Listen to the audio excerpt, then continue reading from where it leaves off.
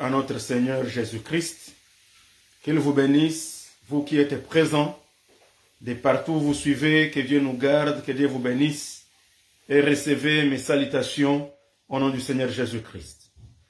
En ce jour d'aujourd'hui, nous allons tous ensemble lire dans les livres du prophète Jérémie, et là, nous sommes au chapitre 38, et nous lisons du premier verset, et nous irons jusqu'au 10e. La Bible nous dit ce qui suit, Jérémie, chapitre 38, le premier verset jusqu'au 10e, la parole de Dieu nous dit ce qui suit. Shephatia, fils de Matan, Gedalia, fils de Pashur, Jikal, fils de Jélémia, et Pashur, fils de Malkija, entendirent les paroles que Jérémie adressé à tous les peuples en disant: Ainsi parle l'Éternel, celui qui restera dans cette ville mourra par l'épée, par la famine ou par la peste. Mais celui qui sortira pour se rendre aux Chaldéens aura la vie sauve, sa vie sera son butin et il vivra. Le verset 3. Ainsi parle l'Éternel, cette ville sera livrée à l'armée du roi de Babylone, qui la prendra. Et les chefs dirent au roi que cet homme soit mis à mort, car il décourage les hommes de guerre qui restent dans cette ville et tout le peuple en leur tenant de pareils discours. Cet homme ne cherche pas les biens de ce peuple, il ne veut que son malheur. Le roi Sédécias répondit: Voici, il est entre vos mains, car le roi ne peut rien contre lui. Alors ils prirent Jérémie et le jetèrent dans la citerne de Malkija, fils du roi, laquelle se trouvait dans la cour de la prison. Ils descendirent Jérémie avec des cordes. Il n'y avait point d'eau dans la citerne, mais il y avait de la boue, et Jérémie enfonça dans la boue. Oh, que Dieu nous aide. Verset 7. Ebed-Melech, l'Éthiopien, eunuque, qui était dans la maison du roi, apprit qu'on avait mis Jérémie dans la citerne. Le roi était assis à la porte de Benjamin. Ebed-Melech sortit de la maison du roi et parla ainsi au roi. Ô roi, mon seigneur, ces hommes ont mal agi en traitant de la sorte Jérémie le prophète. En le jetant dans la citerne, il mourra de faim là où il est, car il n'y a plus de pain dans la ville. Le roi donna cet ordre à Ebed-Melech, l'Éthiopien: Prends ici 30 hommes avec toi et tu retireras de la citerne Jérémie le prophète avant qu'il ne meure. Ebed-Melech prit avec lui les hommes et se rendit à la maison du roi dans un lieu au-dessous du trésor. Il en sortit des lambeaux isés et de vieux aïeux et les descendit à Jérémie dans la citerne avec des cordes. Ebed-Melech l'Éthiopien dit à Jérémie: Mets ces lambeaux isés et ces aïeux sous tes aisselles, sous les cordes. Et Jérémie fit ainsi. Ils tirèrent Jérémie avec les cordes et le firent monter hors de la citerne. Jérémie resta dans la cour de la prison. Le roi Sédécias envoya chercher Jérémie, le prophète, et le fit venir auprès de lui dans la troisième entrée de la maison de l'Éternel. Et le roi dit à Jérémie: J'ai une chose à te demander, ne me cache rien. Gloire au Seigneur Jésus. Oh, alléluia. Nous allons prier. Merveilleux Dieu, nous te rendons toute gloire. Nous te bénissons car tu es puissant et car tu es bon. Merci car tu es capable. Merci car le rejet n'est pas la fin. Merci, ô notre Dieu, car tu l'as prouvé que la haine n'est pas la fin. Tu as prouvé qu'être jeté n'est pas la fin, car tu es la fin et le début de toutes choses. Entre tes mains, nous recommandons tout un chacun de nous. Parle-nous, Seigneur, au nom de Jésus. Amen. Alors, je vous accueille encore une fois tous au nom du Seigneur Jésus. Et notre sujet de ce jour s'intitule « Le rejet n'est pas la fin ». Vous savez, quand nous parlons du fait d'être rejeté, c'est en d'autres termes être abandonné. C'est en d'autres termes être oublié. C'est en d'autres termes, aux yeux des autres, aux yeux du monde, on pense que c'est fini. Il arrive par exemple que tu étais au travail et à ton emploi, On peut t'assainir, on fait un assainissement et tu te trouves parmi les personnes qui ont été assainies. Tout comme tu peux avoir quelqu'un au travail qui ne veut plus de toi. Il peut être ton chef, il peut être ton superviseur et il planifie mettre ta vie en danger et il t'envoie une lettre de fin de contrat. Et pourtant, tu avais des engagements auxquels tu devais nécessairement répondre. Et quand on te dit que voici, nous mettons fin à ton contrat, tu sens comme si c'est la fin du monde. Tu sens comme si toute ta vision, tous tes projets sont fermés, sont au bout. Il arrive que tu puisses être là où tu es. Tu es abandonné. Tu étais sous le toit conjugal. Et voici, c'est peut-être ton mari ou c'est ta femme qui te met dehors. Et tu te sens rejeté. Tu te sens abandonné. Tu te trouves dans une situation où tu te dis, mais ma vie arrive à la fin. Mais la bonne nouvelle de ce jour, c'est que le rejet n'est pas la fin. Tu peux être rejeté par tout le monde, mais reconnais une chose, c'est le Dieu a le dernier mot sur la vie de tous les humains. Il y a d'autres qui ont été rejetés par leurs parents, par exemple. Tu as un parent qui te rejette.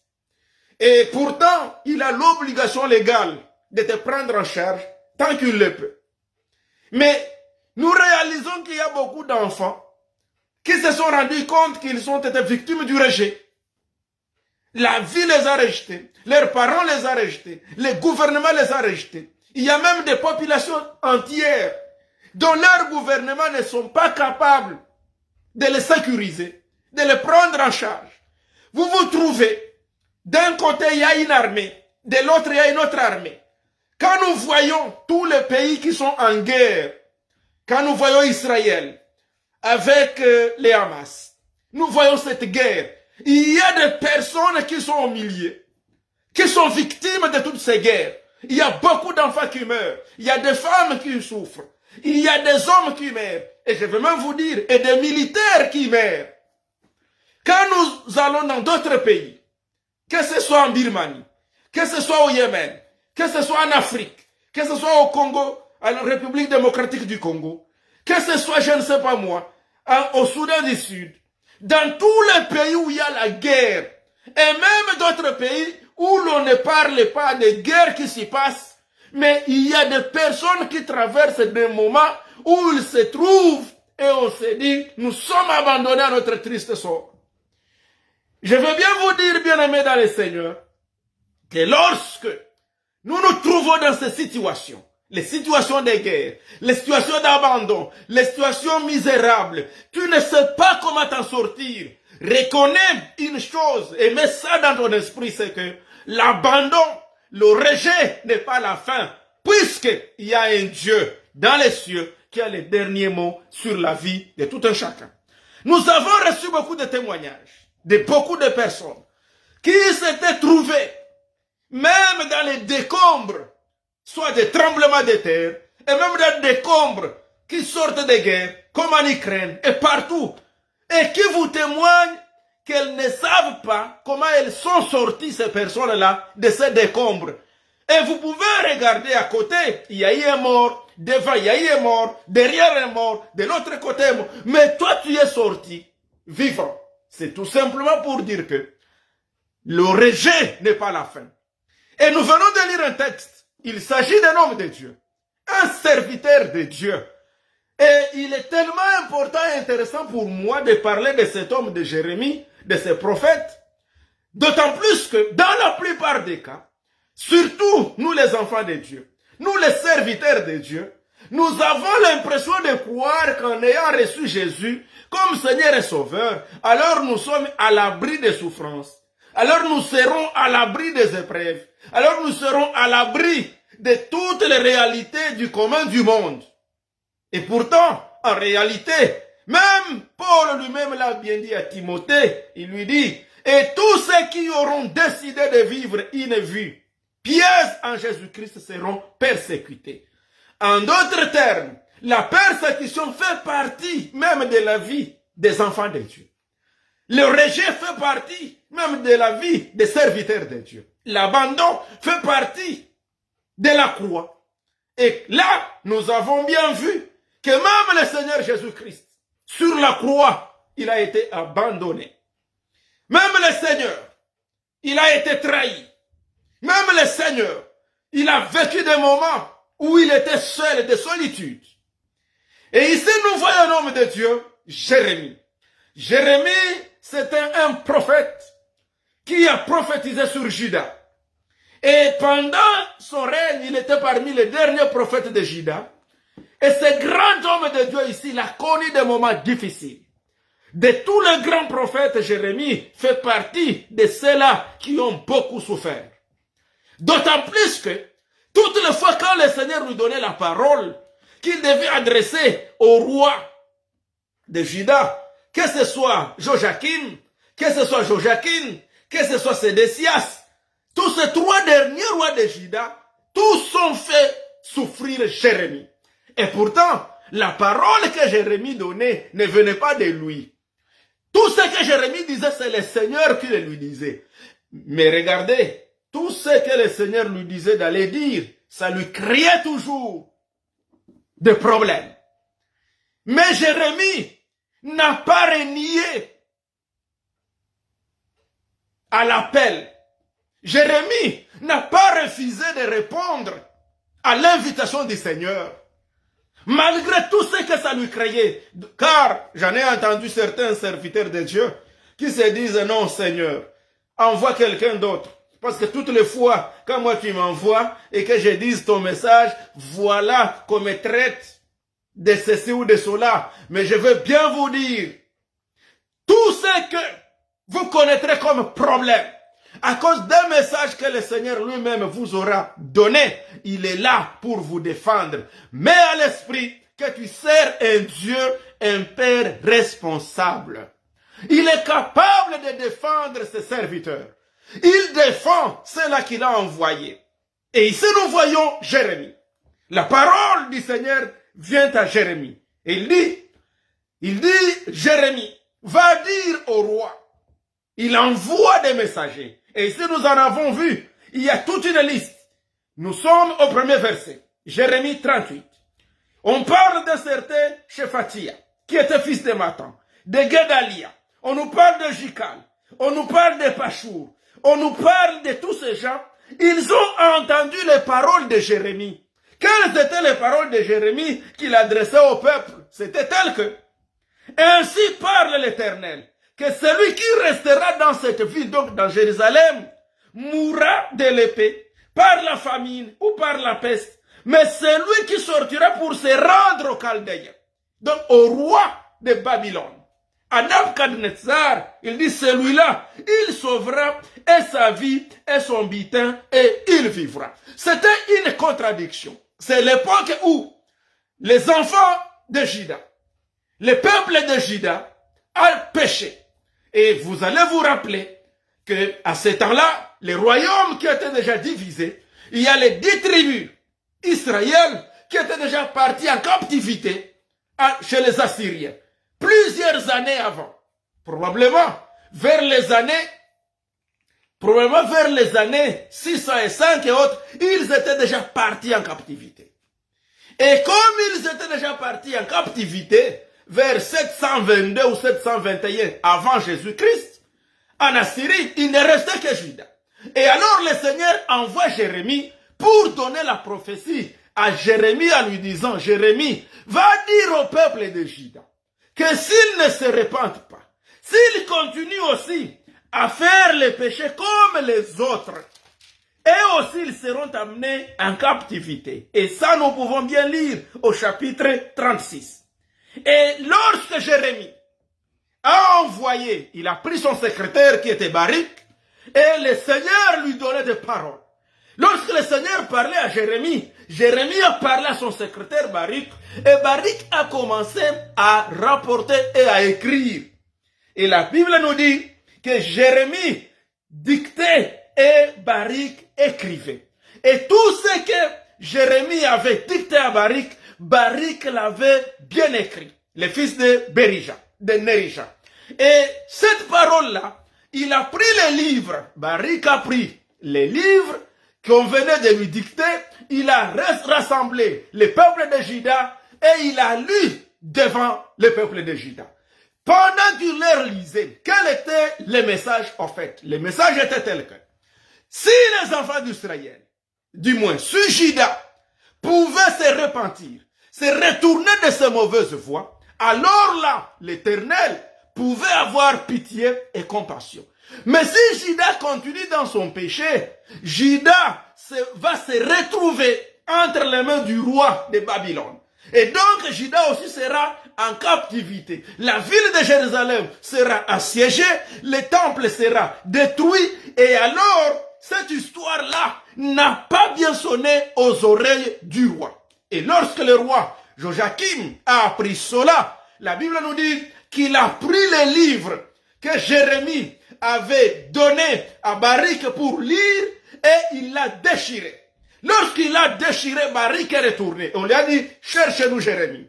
C'est pratiquement la même histoire comme Moïse qui était sur le mont Sinaï, qui reçoit les 10 commandements et qui descend avec les 10 commandements vers les enfants d'Israël. Mais comme ils étaient au courant, ils n'ont pas entendu. Moïse était obligé de casser. Il a jeté par terre les deux tables des commandements. Et lorsqu'il a retourné auprès du Seigneur, le Seigneur a réécrit encore les 10 commandements, donc pour la deuxième fois. De même pour Jérémie aussi. Lorsque les livres étaient déchirés par le roi Joachim, Baruch est revenu auprès de Jérémie.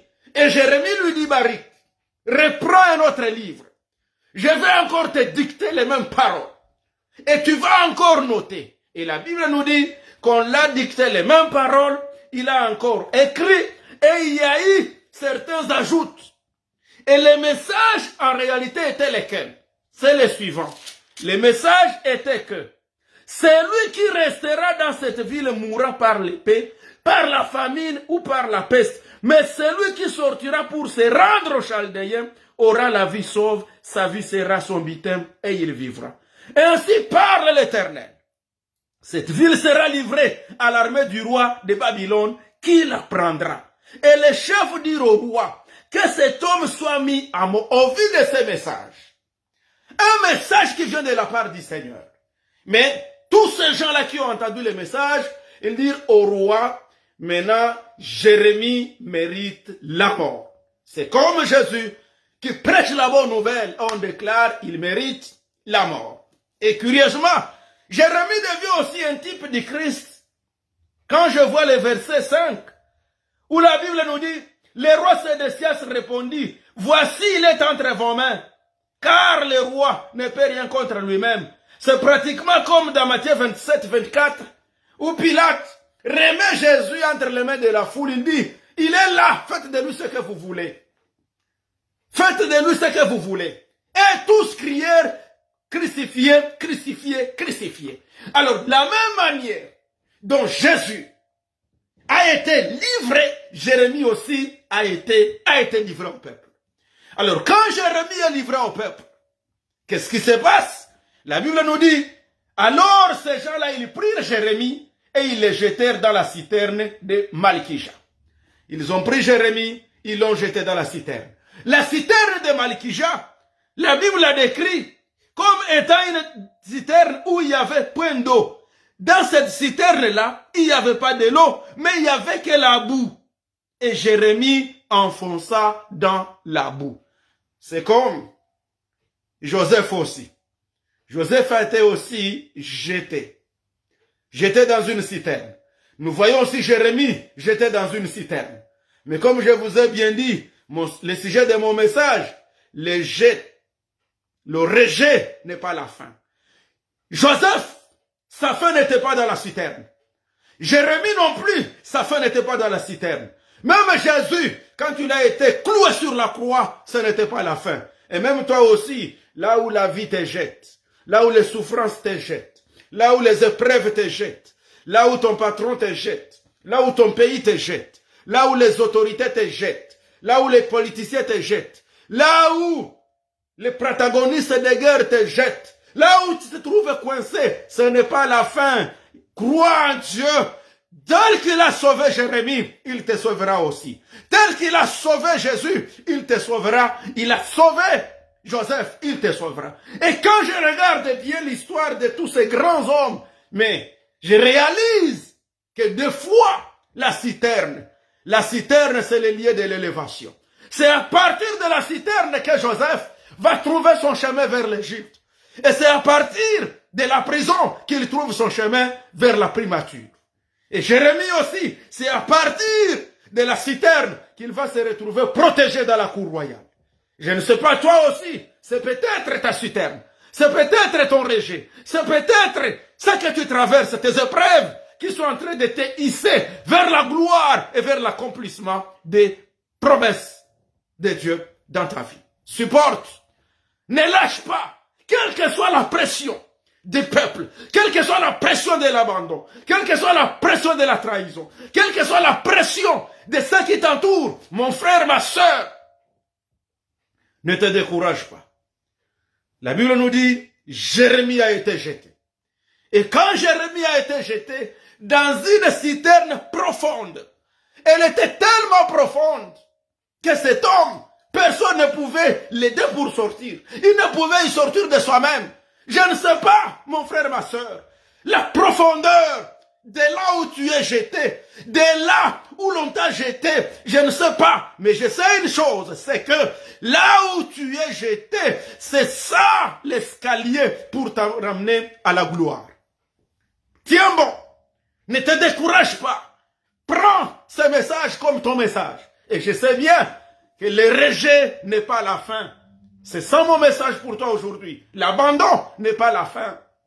On peut te rejeter, on peut te négliger, on peut ne pas te considérer, mais ne t'en fais pas. Tu es sur le bon chemin, prends courage. Il te reste juste un petit temps de courage et ta gloire se manifestera. Et quand ta gloire se manifestera, c'est lui qui t'a rejeté. Cet homme qui t'a rejeté. Cette femme qui t'a rejeté. Cet emploi où l'on t'a rejeté. On te trouvera dans une autre gloire. Et on se dira, on ne savait pas. Rappelons-nous, les frères de Joseph, qui l'avaient rejeté. Ils sont arrivés à un moment donné où ils se dirent, mais oh, ils se dirent, Joseph, nous ne savions pas ce qu'on a fait. Ils sont venus s'agenouiller devant Joseph. Et Joseph leur dit, quand vous lisez très bien dans Genèse, chapitre 50, le verset 20, Joseph répondit à ses frères, ce n'était pas vous, mais c'est Dieu qui l'avait fait pour que je puisse être un secours pour vous aujourd'hui. Je souhaite lire, bien aimé dans le Seigneur, pour vous, ces versets rapidement de Genèse 50, verset 20. La Bible dit ce qui suit. Genèse 50, 20. Vous aviez médité de me faire du mal. Dieu l'a changé en bien pour accomplir ce qui est arrivé aujourd'hui, pour sauver la vie à un peuple nombreux. Amen. Les hommes méditent toujours vous faire du mal, mais Dieu les change toujours en bien. Alléluia. Pour vous sauver et pour sauver leur vie. Ainsi donc, soyons sans crainte. C'est pour ça que même Joseph a dit à ses frères, il leur dit, soyez donc sans crainte. Je vous entretiendrai, vous et vos enfants. Et il les consola en parlant à leur cœur. Gloire au Seigneur Jésus. Alléluia. Les rejets, bien aimés dans le Seigneur. Des fois, le Seigneur utilise les rejets pour accomplir les promesses dans la vie des enfants de Dieu. C'est tellement incompréhensible, mais c'est l'une des voies que le Seigneur a toujours utilisées. On te rejette pour qu'il puisse te ramasser. On t'abandonne pour qu'il puisse te ramasser. En sorte que lorsqu'il t'aura mis là où il a prévu te mettre, que la gloire ne revienne à aucun homme, mais que la gloire soit à Dieu et à lui seul. Alors Jérémie se trouve au fond, même de la citerne, au fond du trou. Il est abandonné. Aux yeux de ses ennemis, Jérémie était fini. Aux yeux des ennemis, aux yeux des frères de Joseph, Joseph était fini. Aux yeux du diable, Jésus sur la croix, il était fini. Mais aux yeux de Dieu, c'était le début. Je ne sais pas quelle est ta situation, mais reçois ça aujourd'hui. Aux yeux du monde, aux yeux de ceux qui te regardent, ils croient que tu es fini et pourtant tu recommences. Regarde bien dans le Seigneur. Pour ceux-là qui se trouvent à l'hémisphère nord, aujourd'hui, nous sommes en train de débuter une nouvelle saison, le printemps. On a vécu un moment difficile. C'était le moment de l'hiver. C'était la saison d'hiver. Pendant l'hiver, tous les arbres perdent leurs feuilles. Et on a l'impression comme quoi ces arbres ont séché. Et effectivement, quand tu regardes les arbres, même des fois quand la neige tombe, la neige s'accroche juste sur des arbres, sur des branches d'arbres qui n'ont plus de feuilles. Si tu n'es pas informé, tu peux dire cet arbre est fini. Tu peux dire il a séché. Mais attends-toi, sa saison arrive. Le printemps arrive. Quand le printemps arrive, l'arbre commence encore à bougeonner. On commence encore à voir des petits bourgeons, des petits bourgeons, des petits bourgeons. Et lorsque nous allons arriver vers le mois de mai, vers le mois de juin, vous trouvez des grandes forêts, des arbres qui étaient finis, mais qui deviennent des grandes forêts, qui ont déjà des feuilles, et qui même commencent à fleurir encore, et qui produisent encore des fruits. Mon frère, ma soeur, je ne sais pas tu es dans quelle saison. Peut-être tu es encore en hiver. Où tu te trouves jeté, où tu te trouves sans espoir, où ceux qui te voient, ils croient que c'est fini pour toi. Mais je vais te dire, le rejet n'est pas la fin. Le rejet, c'est une étape. Accepte ça comme ça et tu verras la gloire de Dieu au nom du Seigneur Jésus-Christ. Jérémie, la Bible nous dit, alors un monsieur, Ebed-Melech, qui était un Éthiopien, un Africain. L'Africain ici, Énique, il était dans la maison du roi à Jérusalem. Il a appris qu'on avait mis Jérémie dans la citerne. Le roi était assis à la porte de Benjamin. Ebed-Melech, ton Ebed-Melech arrive. Ebed-Melech, c'est le signe même de ceux-là qui ont sorti Joseph dans la citerne. Ebed-Melech, c'est l'image de ton salut. Ebed-Melech, c'est l'image du Saint-Esprit qui a ressuscité Jésus-Christ. Ebed-Melech, c'est l'image du messager de Dieu pour te sauver. Ebed-Melech, c'est l'image de la foi qui te ressuscite dans le désespoir. Ebed-Melech, qu'Ebed-Melech arrive chez toi aujourd'hui. Qu'Ebed-Melech arrive aujourd'hui et plaide ta cause. Alléluia. Ebed-Melech est allé auprès du roi.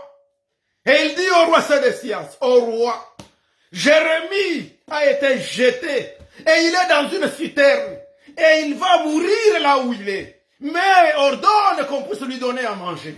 Ordonne qu'on le sorte de là. Voilà le rôle du Saint-Esprit dans notre vie. Lorsqu'il te voit dans la souffrance, il parle au Père. Oh, alléluia. Voilà ce que Jésus fait. Lorsqu'il voit qu'on t'a rejeté, il va auprès du Père. Il dit, il y a tel qui est rejeté, il y a tel qui est abandonné, il risque de mourir là-bas. Secourons-les. Et la Bible nous dit, le roi, il dit à Ebed-Melech, prends 30 hommes avec toi.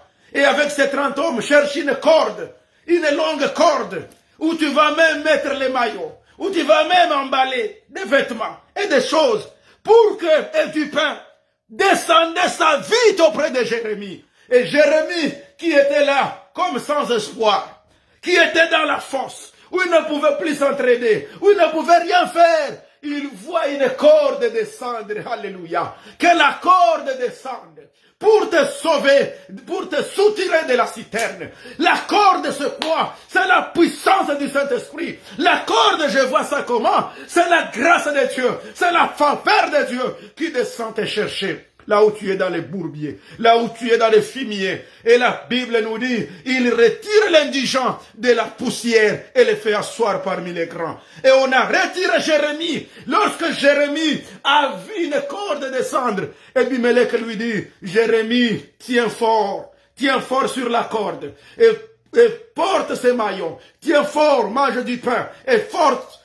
Et il a tenu fort. Et ces 30 hommes ont commencé à tirer Jérémie. Ils ont tiré Jérémie. Ils ont tiré Jérémie. Ils ont tiré Jérémie. Oh, mon frère, ma soeur, c'est le moment. Ma prière, c'est que le Saint-Esprit te tire du bourbier. C'est que le Saint-Esprit te tire de là où l'on t'a jeté. Qu'il te tire de là et que ta gloire rayonne encore. Au nom du Seigneur Jésus-Christ. Jérémie a été tiré. Et lorsque Jérémie est revenu, la Bible nous dit, le roi donna cet ordre.